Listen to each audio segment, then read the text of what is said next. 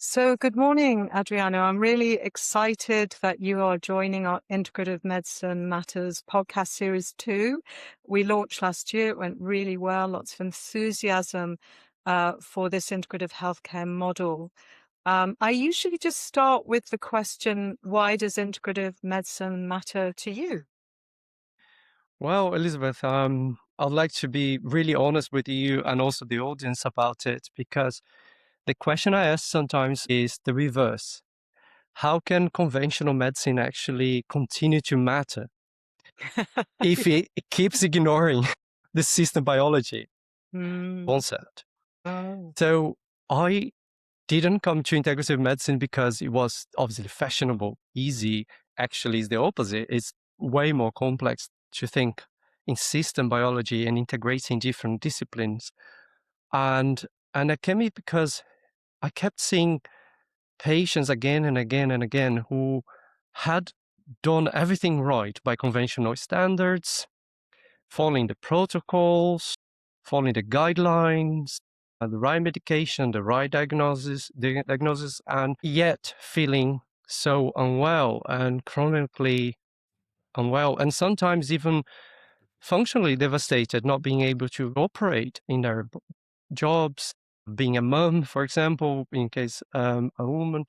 So yeah, so when I started in integrative medicine, I always had one thing in mind, which was why, and then keep asking why and why and why again and again. And the answers were always in the places conventional medicine had decided weren't worth measuring or pursuing. And for example, circadian rhythms, gut microbiome, digestive system, integrating cardiovascular to neurology and connecting some systems and understanding the patient's environment, culture, beliefs, all the things that matter for a human being. So, and I think things that don't show up in a kind of, those things don't show up in a regular kind of blood panel, and things that obviously there's no pharmaceutical solution sometimes, and that requires time, systems thinking, Mm. and also a practitioner like in integrative medicine, often we have sit with the patient with that complexity and take the time to listen to different facets of their lives. And I think that all of that is what I perceive as an integrative medicine. And sometimes it leads us to somewhere inconvenient because it's complex, it's difficult to sometimes to put all these facets together. And obviously sometimes there is no evidence, but that doesn't mean that the problem is there. And and probably the solution is also very near what the patients already know. And every time I go back to the literature and see back the evidence that we have, increasingly we are led to the gut, the clock genes, the clock systems, our circadian, and also something that's often very ignored in conventional medicine, the nervous system. And I'm Mm. talking about not the anatomically nervous system, but I think the psychological aspect of a patient. Yeah. Yeah, I think you're bringing such important points. It's like we've taken the human out of the environment and then expected to understand why a lot of blood tests are normal, but the person is feeling lousy. So this morning there was the most beautiful sunrise, big red globe hanging in the sky, and I try to, particularly in winter where it's a lot easier, try and get up at the same time each day. It really helped me understand that, but sometimes when your sleep is poor, you think, oh, I'll just sleep in. But I've learned to set an alarm and get up. But today, sky, just burst into my room. So why is that important? You've mentioned the circadian rhythm. You've mentioned system biology. Let's really drill into some of these things and the science behind why that might be helpful for me now in later life. Yeah, absolutely, absolutely. I think you're touching on such a uh, crucial element. I also woke up this morning with this blue, beautiful sky, sun. I went for a walk on the beach, which is amazing way to set your circadian clock, isn't it? And being in nature, exposed to this natural light that we have in abundance, even when it's cloudy days. Mm. And another thing I want to emphasize is that even in integrative and functional medicine, we're still getting wrong in this aspect more than we would like to admit, which is sometimes we're obsessing with the sleep quantity and that 8 hours, magic number, and working on that. And I think what you're talking about, it's exactly what I'd like to focus on, being aligned with your circadian clocks, your circadian biology, with your own circadian biology, because we all different from each other, but we have all these external factors around us helping us to align our internal clocks. And I am stressing in plural clocks because we have in every single cell of our body, including our blood cells, a clock complex Mm. present in every single cell ticking. Mm. And these clocks are operating in such a synchrony way, sending signals to each of those cells. And I think it's more than important that we have exactly what you just mentioned, being close to your internal clock, but also being close to consistency is the largest part of what I do, which is talking to patients when they're doing what they're doing rather than what. And I Yes. think So that the change. body's, yeah, the body's rhythms are super important. Could you illuminate for us that word circadian? Some of our listeners and viewers might not even know that word. So, yeah, because it is a fascinating system, and I'd love to know what in the red blood cell is actually recording the clock. So, can you describe Yeah, it to us? absolutely, absolutely. I think circadian rhythms or circadian clocks is not more than actually our time system in our body. To make it simple, we run this 24 hours, more or less 24 hours to be precise, clock, and this clock is operating non-stop. The Let's use the red blood cells as an example. How these red blood cells are carrying iron, there is a timing to do that. How Um, this blood cell is being regenerated, even the immune cells in the white cells, we have specific research showing what time of the day they are mostly active and what time they are definitely not active. So in the digestive tract system, we could even extrapolate that to digestion, like of certain nutrients, which happens in specific times. And for oh, example, vitamin D is well absorbed mostly in the evening mm. rather than in the day. Ah, interesting. I didn't know that. So vitamin Bs, for example, are mostly produced by the some of the microbiome, but also absorbed by certain microbiomes. They're absorbing in the morning.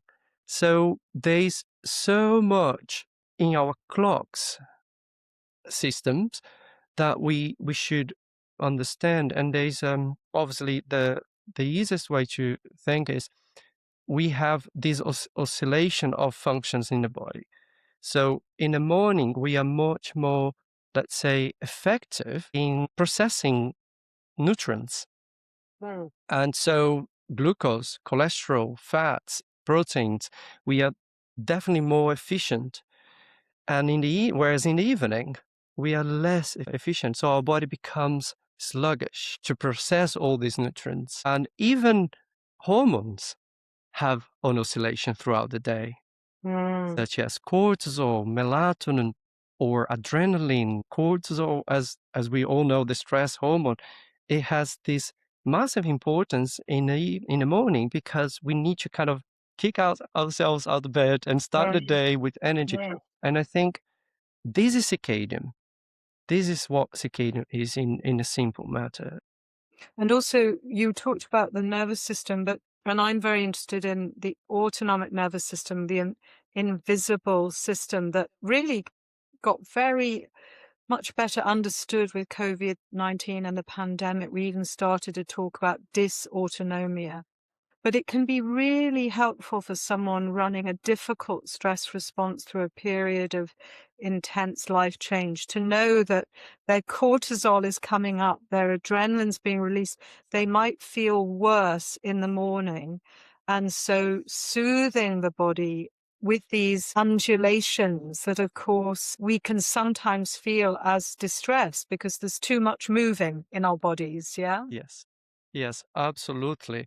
And another thing is when we feel exhausted or stressed, it can be a sign that you're misaligned, but Mm, not broken. mm, Because a lot patients come to practice saying, "Oh wow, I've been diagnosed with insomnia," for example, because they can't switch off their brain. But when you analyze their sleep patterns, their entire health history, you see they are misaligned. Their clock genes are late clock genes. So therefore they are actually forcing themselves to go to bed early when their genetics and the entire sleep patterns and also their daily activities are leading them to go to bed earlier, mm. and they're forcing against their genetics, so leads us to conclude that this person, for example, would be misdiagnosed with getting this misdiagnosis of insomnia and getting perhaps even a sleeping pill, whereas we are talking about mistiming, Mm. which is very easy and approachable for a patient to help them to align them with their internal clocks into, their close to their genetics. And how would you discover that where that misalignment is? How would you just take a history and find out where people's natural energy is, or would you do any functional testing to look at day-night Yeah. rhythm? Yes, that obviously depends on the severity of the patient, of the case, but normally I would use validated questionnaires and where we take a whole history and also their preferences on time. For example, I would ask a patient, their light exposure, their sleep, but also their beliefs on sleep. Sometimes people build up their beliefs on that they actually have to sleep 8 hours or understanding the whole picture, but using those validated questionnaires such as the Munich questionnaire, which is a very well-known for chronotype questionnaire. And then you can see if they are on holiday. There's a question in that questionnaire that there's on holiday or weekends, if you don't have any commitment, what time would be your preference time to go to bed and wake up? Imagine you're on an island, no electronics, and what time would you wake up? And what time would you like to go to bed? So those Mhm. kind of questions are very powerful because then you take all the other external factors around, beliefs even, and that societal also pressure of waking up that time, and you take it all that away. And so then you actually start understanding what it's the pure genetic component of that person. Together with that, there are some genetic tests that I run as well, which really confirms certain clock genes. And then you can actually help the patient and specific in what time they should be aiming to go to bed, instead of forcing themselves to go to a certain time to bed Mm. and then waking up at that time. Obviously, there are some restrictions on how far some patients can adapt because obviously work, family, there's so many other commitments around our lives. But that's how I normally start. And then if you need to go deeper, then I would run also a DLMO test, which is circadian, very as a golden standard for circadian amplitude to see where your circadian is at the moment. Basically, DLMO is dim light melatonin onset. So Okay, you measure interesting. exactly the point where your melatonin is actually peaking. And Right. that point is where we actually calculate the bedtime because we Mm. know from the moment your melatonin start pulsating and picking in the Mm. evening, it takes about 2 to 3 hours for you to have a good concentration of melatonin and also activation of certain neurons in the brain, especially the ones responsible for producing GABA, for example, this Mm. neurotransmitter, which is Wisdom. Mm. very soothing, it's very calming Mhm. for the brain. Yeah. So then it takes about 2 to 3 hours from that onset moment of melatonin. So knowing that test, which is really easy test, is a saliva test Mm. where you take multiple data sets, so the data point, so every hour you measure, you take a sample of your saliva in a dim light environment. So you go to a room for 5 minutes and you stay in a dim light and you take a sample, send to the lab, and then you get how your melatonin production is. That is a kind of more advanced. We'll do that in certain situations when we suspect there is obviously a misalignment, but also there is what we call circadian sleep disorders, like someone who is delayed or somebody who is advanced. Two concepts that I would like to very quickly Can I ask explain. one question Yeah. before you say that? Oh, yeah, sure. Just when is the natural initial release of melatonin then? Just say this is In someone general, with a really good circadian rhythm. When would yes. you start to release melatonin? Absolutely. Somebody who is has like a body clock to fall asleep around 10 p.m. I'm Yeah, going to use that example, which is majority of people maybe going 10, 10:30, maybe 11. yeah.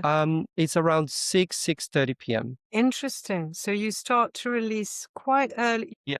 You're releasing quite early on. The other thing I just wanted to say, having gone through a bit of stress of late, I'm also using a lovely yoga nidra by Jennifer Percy, which Beautiful. actually is around like a beautiful deep dive into melatonin in the body.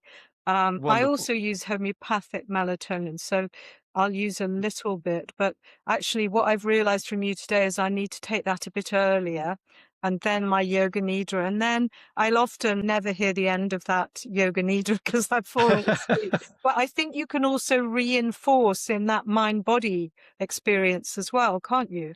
Absolutely, absolutely. And I would even add to it, for example, at 6:30, I would say everything that you can do to kind of go into this automatic, Mm, relaxing, calming mm, mode is mm. possible, because even heavy meals in the evening, and that comes Yes, to chrononutrition aspect, which yes, I'm happy to go into details, but I think in general, imagine melatonin is a hormone that actually gets produced when you are having, yes. very low activities. And when you have a heavy meal, your body has to release a bit of cortisol. Mm, And cortisol is and insulin, obviously, are the opposite or antagonist hormones from melatonin. So you're actually going to produce the amount of melatonin you would be producing normally. So mm, having a light supper around that time is definitely recommended, and mm, making sure not having snacks, any other things, exercise at that time, heavy exercise. I mean, mm. doing breath work, doing meditation, things that calm you down. Even I'm not against even television or watching something, because Yes. there's so much data out there proving that the type of content you're consuming in the evening Mm. is what is actually impacting your sleep. Yes, yes, yes. And I've noticed on a Thursday night like this evening, I absolutely adore my choir, but I'll sing hard for 2 hours and cycle home. Oh, And then wonderful. it'll take me a long time to get to sleep. When you know you have got a happy activity, I always eat before 7. I've learned that that makes a huge difference. But is there anything when I get home at 10 from choir, what can I do to help the melatonin kick back in? Yeah, absolutely. I think the first thing I would say is dimming all the ceiling lights Okay. down. That's the first thing. And why I'm being quite particular Mm, on ceiling lights, mm, every light that comes above our eyes yes. is actually our brain is so clever, associates with With sun. sunlight.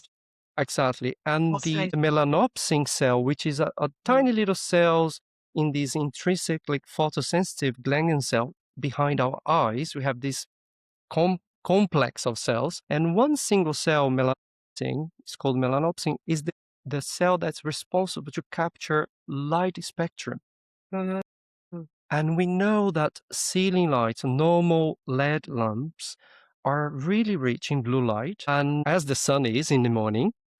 So having that light in that direction, the melanopsin is really on the top side of the eyes, behind the eyes. So that direction, there are a lot of studies from the lab, actually, from Professor Russell Foster. We did some studies as well on that.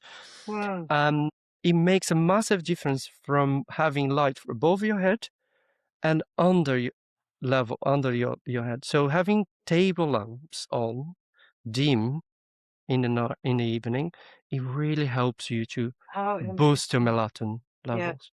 Yeah. Wow. Amazing. And it's Amazing. very simple way of changing. You don't need to go fancy and change lamp bulbs. I am not a supporter of getting into those biohacking shops and selling blue light Mm. depleted lights. I don't think we need to go into it, but I think having those little hacks by just switching some table lamps around us and getting them dimmed, it's something that everyone can do. And that's what I'm really liking about as we build our conversation. You're keeping things simple. Yes, we might do some high level investigation, but we might not need to at all No. because once someone understands, and then I always feel very strongly about how you let someone connect. Your body kind of knows if you get out of its way, but because of modern living, we are in the body's way a lot of the time now, aren't we, with what And another thing I would add into the melatonin boosting activity, Mm.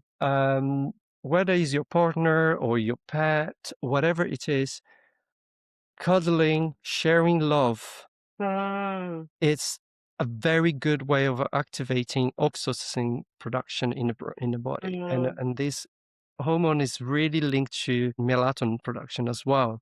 Mm. Having something that you could cuddle or Mm. express love and gratitude could be even with your own self, just sharing those things that worked for you today, or things that you are pleased about yourself, things that really are enlightening positivity around yourself. That could already bring a lot of oxytocin production as well. And that journaling, my daughter gave me a lovely morning, evening journal with thoughts for the day and then gratitudes. Because I think gratitude also, I don't actually know what hormone gratitude releases, but you can feel yourself calming as you, even if you're having a difficult day, once you start on gratitudes, your body starts to do this. Yes, yes, absolutely. I think those simple strategies really are powerful. And we have evidence as well in clinical trials. There are some beautiful clinical trials on that, especially on this cuddle thing I was just mentioning. There Mm. is even a sleep device, which I'm not encouraging people to buy them, but a sleep device that actually simulates like a baby Mm. or a pet. Kind of Uh, cuddling. Exactly, and it gives warmth and even shaking kind of a vibration, so people can Mm. feel that connection. Mm. And just to give an idea how much evidence we have about that, there's so much to unpack on this. Yeah. I sing a song with my youngest daughter who's now nearly 30, but and I won't sing it, but the words are, I'm a mammal and you're a mammal and we like to hug. Because, and I love it when she comes home and we can have a cuddle. But what's important for a lot of our listeners and viewers is you might live alone. So all of these ideas, it's kind of that huggy, do you call it, in Yes, Scandinavian countries, lighting a candle, maybe a fire, maybe journaling. I've done a bit of sketching of late. That's very calming as well, just to, yeah, to kind of say to yourself, I'm caring for you now, you know? absolutely, Yeah. absolutely. Wow. Yeah. So yeah, I think that's very amazing habits that we can incorporate in our lives. And there is no cost added to it, and simply additions that we can add into our lives. Yeah. And I think we have to be very careful with very activating TV, like try and choose TV that would be more restful, I would say. You got onto the gut and its relationship with this gut-brain axis. Could you say a little bit more about the way natural rhythms, what did you call it? The chrono... Nutrition? Yeah, lovely. Yes. Tell us about that.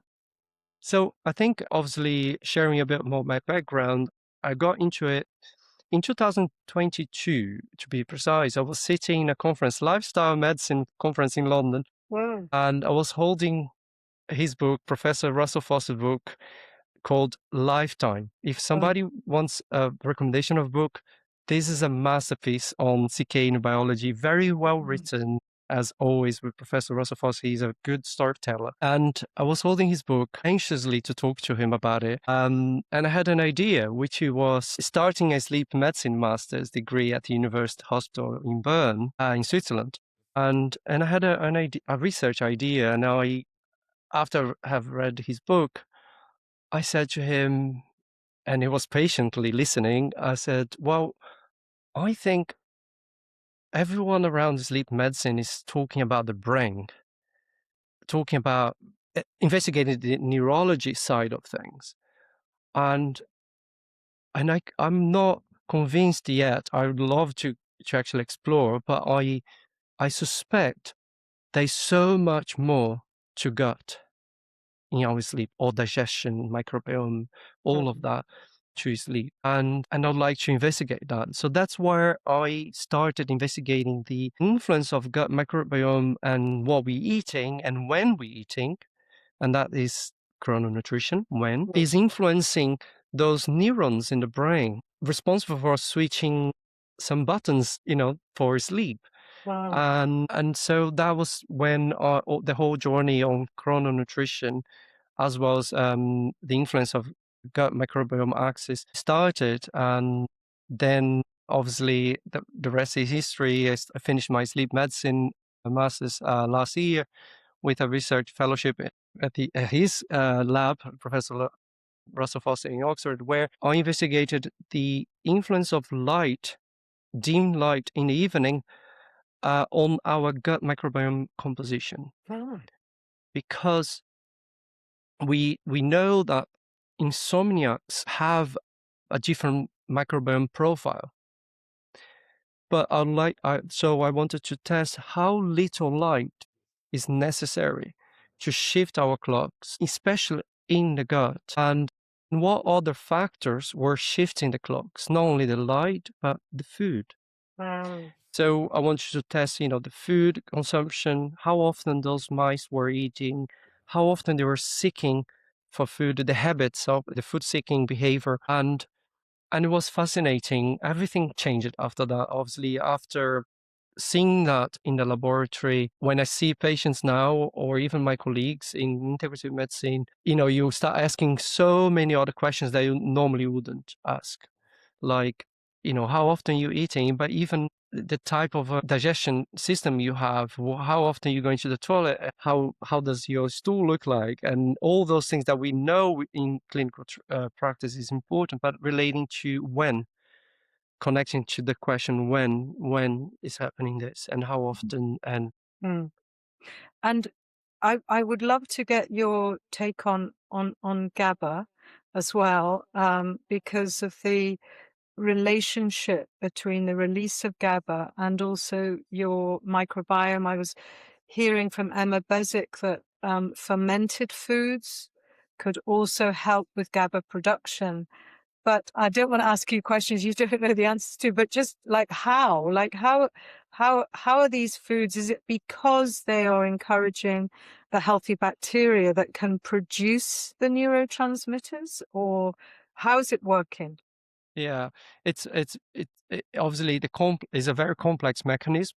I actually published a paper last year, a systematic review, where we analyzed the short chain fatty acids modulating the clock genes, and in that research, we could see a lot of evidence on the mechanism behind the GABA production, and how And that's something fascinating. Obviously, we don't know everything about it yet, but what we could see, observe in those studies that we investigated is that the GABA production is definitely modulated, as you said, modulated by certain bacteria in the gut, which again are eating some specific fermentable fiber, and they are actually producing that GABA molecule.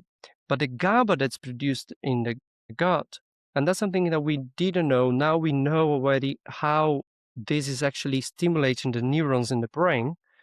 And I'm using the word stimulating because previously, well, that GABA is certainly going through the bloodstream and crossing the blood-brain barrier.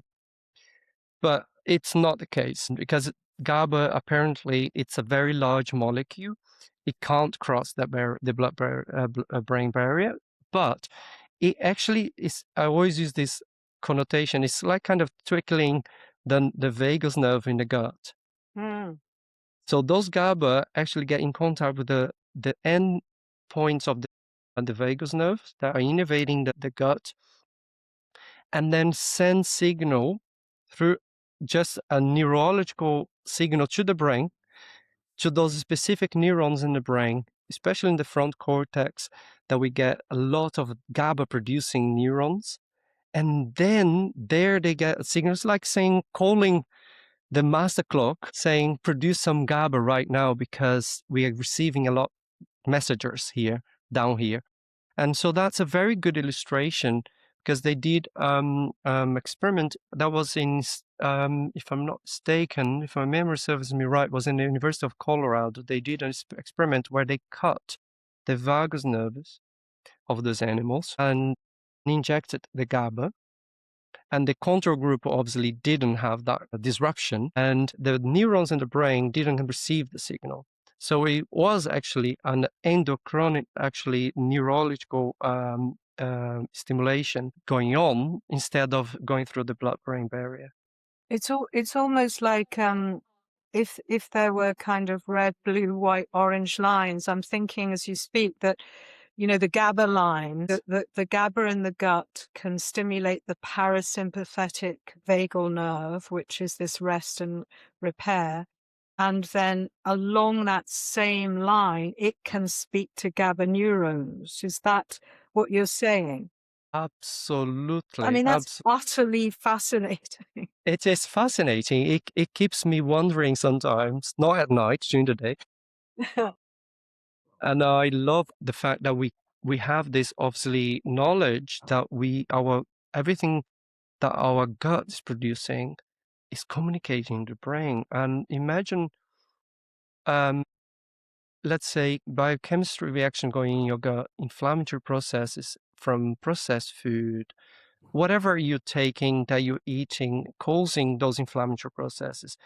Can you imagine what kind of signal is sending to the brain? Yes, and I'm thinking about, you know, while you were speaking, I was thinking about the frontal cortex and overthinking, and when people get ill mentally and there's inflammation, how that could block this beautiful pathway, and how important it would be on mental health units to have really good anti-inflammatory food. Whereas we know a lot of the time, black coffee, white toast, it's almost like it doesn't matter, but it sounds, you know, one of the problems for us as humans is a big brain that thinks too much. And that gets us into so much trouble. And my understanding is GABA just switches it off, just says, you don't need to worry about that now. So this inflamed brain that we talk about is, as I'm speaking to you, I'm realizing actually it's inflamed gut brain axis, maybe. Yes, absolutely. And I would Yeah. love to explore further actually this field, because wouldn't that be amazing to investigate what all those little habits that we're discussing, calming the frontal Mm. cortex, and Mm. how much this is modulating your gut microbiome on Yes. itself, not using any fancy supplements, not using anything, simply by doing some activities, perhaps breath work, whatever we could choose in this experiment for those patients, and then testing their gut microbiome composition. Wouldn't that be amazing? Because I think there's so much behind that. And I think we could see incredible findings. I saw a patient this week in my clinic who's got significant fatigue, and I've been trying to do various things and we're not winning. And I said, it really would be useful to just look at your gut microbiome now. And she's an elderly lady, and she said, well, can't I just get it on the NHS? And I was like, you should be able to get it on the NHS. Yes. But unfortunately, it's still not. Although we are really, really getting gut health now, it's still this testing, which could be very illuminating in a case where someone still has persistent fatigue. But I do feel a bit frustrated. I know these things are expensive, but if you look at all the places she's been sent and all the doctors she's been seen, why not just actually do an adrenal test, a good Yes. one, and Yes. a gut microbiome test? Yes, absolutely. And I think, as you said, it costs probably a lot because we are not doing, if we were doing, implementing in the healthcare system, Yes. the price would definitely drop Yes. because we will have probably the analysis facilities, the labs facilities within the NHS, for example. Yes. And so that could drop the price so much. And things like, for example, the saliva test that I just mentioned, cortisol and melatonin, which is saliva test, is the analysis cost is so low. Well, And I worked with university labs actually to run my lab tests because of the prices are much lower. So can you imagine integrating those facilities together with the national health system, I mean, which it could be done. this is the future, and what I'm excited about is the science. I'm excited by your work because the more that we illuminate the field through science, the more change we'll see. And I know that we're coming up now to the end of our session, but just right at the beginning, you were like flipping it on its head and kind of saying, is conventional medicine the right model for the future with increasing complexity, complete understanding what we understand now? That system is not fit for purpose because No. it doesn't personalize, it doesn't give you data in the way that we now need it as individuals. And although it might be expensive, as you say, the more it was done, the more it would reduce cost. But also looking at root causes, of course, people Yes. would rebalance quicker. I'm going to come back to you now, but I just want to remind our listeners about integrative medicine being underpinned by this idea of rebalancing. And you have brought us a lovely phrase, realigning, rebalancing, realigning. Yes. And then the body, can work more effectively. So I just wondered what would you love to share with the audience that's really exciting you at the moment that you'd love to tell them about? Well, first of all, I think I would like to speak directly to practitioners listening to this podcast, as well as patients. Not as a researcher, not as a practitioner, but I think I would say to them, patients who are falling through these cracks of our healthcare system, they are not diagnostic failures. I think what I want to say is they are timing failures. I think we are facing that. I think the alignment that we need to help our patients find their own alignment rather than bringing them into this conventional thinking, you should go to bed at 10 o'clock in the evening and waking up at 6. And I think that is what I would love to plead here to everyone, opening up our minds to individuality and circadian medicine, not as an accessory, but as the real operational system, because that's how our metabolism work. It works in a timing fashion. Yeah. I'd like to mention that, and to help practitioners, I'm currently working on publication together with other scientists on putting circadian biology into system biology. And this methodology that we're trying to publish, which is going to be before the summer, is going to be called the circadian matrix. Because I want to create a system where every one of us could use simply by typing some data in a putting some information on the patients and be able to quantify and qualify where they are in their circadian health. They are aligned, they are misaligned, and how to then align their clocks with simple interventions, the ones we discussed. But before doing that, I want to make sure this is groundedly, scientifically validated by vast different types of scientists around circadian matrix, but then making sure we all looking at system biology rather than thinking about the brain only. And that's what I hope to be able to share that very soon with everyone, and also in a book that's coming up What as well. wonderful work you're doing. So we might almost call it complex system biology, Yes. because I've had a real interest in complexity theory for some time now. In the 1980s, it was written in a British medical journal about understanding the body as a complex system. I got really excited, and then we didn't hear any more. So for me, it's like, this is crucial. Complex system Mm, biology is talking about interaction. And as you know, a lot of the time in medicine we're fragmenting, but you have to put it together in order yes. to, as a dynamic system. Yes.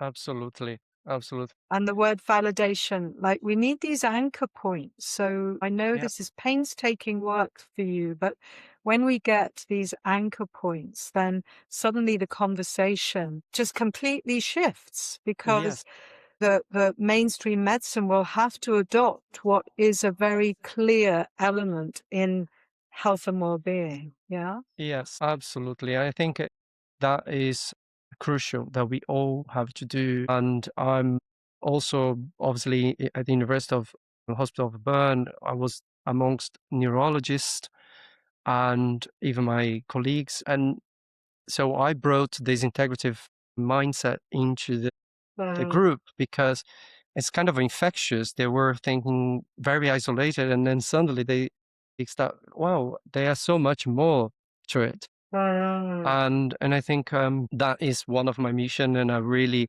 love the work you're doing as well. mm. I follow everything that you actually putting out there, and I'm so grateful that there are people like you as well as the team around you doing this incredible work. And I obviously can't wait to do even more things together, because I think together we can reach further and further and further. Yeah. We, with our master's program, we now have 50 alumni. These are all healthcare providers for whom this model makes total sense and is transforming their practice. So there are so Yes. many ways that we can all meet in the middle across, this conventional lifestyle, functional and holistic medicine, and just bring the science forward that will allow more patients and clients to choose what they know they Yes. need, but they just can't get access to it. So, yeah, Yes. that's part of what I find really important. I want people to be able to access the knowledge, as I Yes. have, like in developing and then delivering over 8 years this master's program in integrative healthcare. I have learnt so much, and today with Absolutely. you, I've just learned even more. Yeah, absolutely. I think it's a learning curve that I'm learning every single day. And I think having conversations like that not only help us to learn, but also consolidate the things that we all probably already knew, and consolidate that or integrate that into our lives. And I think we should be talking more and more and learning more with each other. Yeah, absolutely. And will your book talk a little bit about, like, should I be taking my vitamin D in the evening rather than in the morning? Uh, yeah, so I think vitamin D is really, there are lots of, for especially for immune system purpose. This makes more sense in the evening, such as for all the medications. And so, for example, for pain management medication, sometimes people take in the morning, but whereas actually in the evening will be more Mm, effective. mm. But yes, on the vitamin D, evenings are definitely more well absorbed. Yeah, great, great.